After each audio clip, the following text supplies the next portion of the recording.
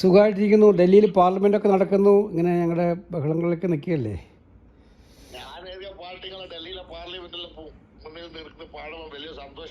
തീർച്ചയായിട്ടും നമ്മുടെ നാട്ടിൽ എല്ലാ കാലത്തും നമുക്കെല്ലാവർക്കും അറിയാമല്ലോ, അത് കുഞ്ഞൻ നമ്പ്യാരുടെ കാലം മുതൽ തന്നെ ഭരിക്കുന്നവരായാലും തലപ്പത്തിരിക്കുന്നവരായാലും അവരുടെ ചെയ്തികൾക്കെതിരായിട്ട് ആക്ഷേപഹാസ്യമായിട്ട് പാട്ടുകൾ ഉണ്ടാവാറുണ്ട്, ഓട്ടംതുള്ളൽ ഉണ്ടാവാറുണ്ട്, സാഹിത്യരചനകൾ ഉണ്ടാകാറുണ്ട്, നാടകങ്ങൾ ഉണ്ടാകാറുണ്ട്. ഇതൊക്കെ നമ്മുടെ നാട്ടിലെ ഒരു സത്യത്തിൽ ജനാധിപത്യത്തെ ശക്തിപ്പെടുത്തുന്ന ഒന്നാണ്. അത് ഇപ്പോൾ ഏതെങ്കിലും ഒരു വ്യക്തിയെ താരടിച്ച് കാണിക്കാനുള്ളതല്ല, വ്യവസ്ഥിതിയിലുണ്ടാകുന്ന പാളിച്ചകൾ ചൂണ്ടിക്കാണിക്കുന്ന ഒരു സമീപനമാണ്. നിങ്ങളും അതേ ചെയ്തിട്ടുള്ളൂ. നിങ്ങളും ചെയ്തത് കേരളം ഏറ്റവും കൂടുതൽ ചർച്ച ചെയ്യുന്നൊരു വിഷയം, കേരളത്തിലെ ജനങ്ങളുടെ മനസ്സിനെ ഏറ്റവും വേദനിപ്പിച്ച വിഷയം.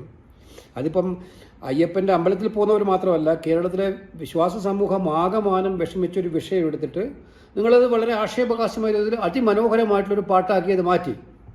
അപ്പോൾ ജനഹൃദയങ്ങളിൽ അത് സ്വാധീനിച്ചിട്ടുണ്ടാവും, അല്ലെങ്കിൽ അത് ജനഹൃദയങ്ങൾക്ക് ഇഷ്ടപ്പെട്ടിട്ടുണ്ടാവും ആ പാട്ട്. എനിക്ക് മനസ്സിലാവുന്നില്ല, അതിന് മാത്രം കേസെടുക്കാൻ മാത്രം ഈ നാട്ടിൽ എത്ര ക്രിമിനലുകൾ വിളഞ്ഞാടുന്നുണ്ട് നമ്മുടെ നാട്ടിൽ. ഓരോ ദിവസവും നമ്മൾ വാർത്ത കേട്ടാൽ മയക്കുമരുന്നും മദ്യവും ഒക്കെ തന്നെ കൂടി ജനങ്ങളുടെ ജീവനും സ്വത്തിനും വിലയില്ലാതെ എത്രയുണ്ട്. അവർക്കൊന്നും കേസെടുക്കാത്ത പോലീസ്. ഇതൊരു മഹാപരാധമാണ്. തത്വത്തിൽ നടക്കുന്ന ഒരു കാര്യത്തെ ആക്ഷേപഹാസ്യത്തിലൂടെ ചിത്രീകരിച്ചൊരു പാട്ടാക്കി മാറ്റിയതിനെ, ഇങ്ങനെ ഒരു പാരഡിയെ അതിൽ കേസെടുക്കുക. എനിക്ക് മനസ്സിലാവുന്നില്ല ഏത് ലോകത്താണ് ഇവരൊക്കെ ജീവിക്കുന്നത്. ഇത് എനിക്ക് മനസ്സിലാകുന്നില്ല. അതിന് നിങ്ങൾ ഭയപ്പെടേണ്ട കാര്യമില്ല. കേരള സമൂഹം നിങ്ങളുടെ ഒപ്പമുണ്ട്, ഞങ്ങളെല്ലാം നിങ്ങളുടെ ഒപ്പമുണ്ട്.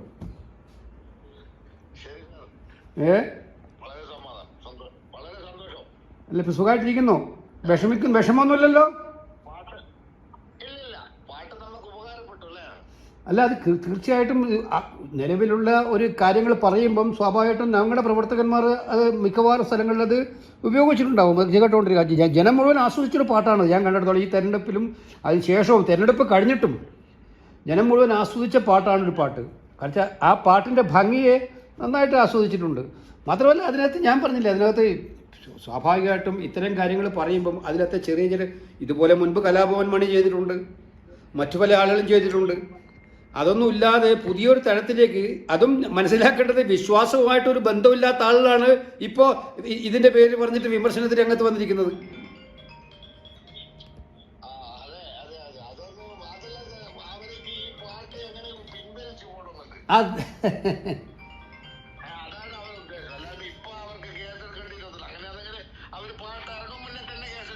അല്ലേ, അതായിരുന്നു മനസ്സിലാവേണ്ടത്.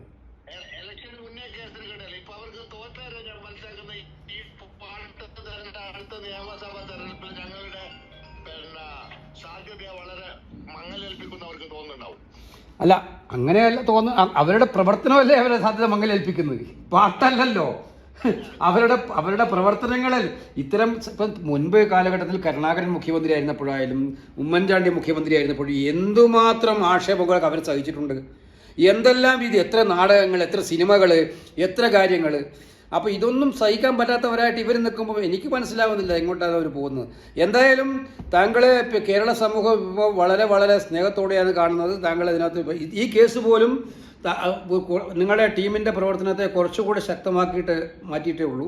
അതുകൊണ്ട് ഞങ്ങളുടെ എല്ലാവിധ പിന്തുണയും ഉണ്ടാവും. ധൈര്യമായിട്ടിരിക്കുക. Okay, thank U.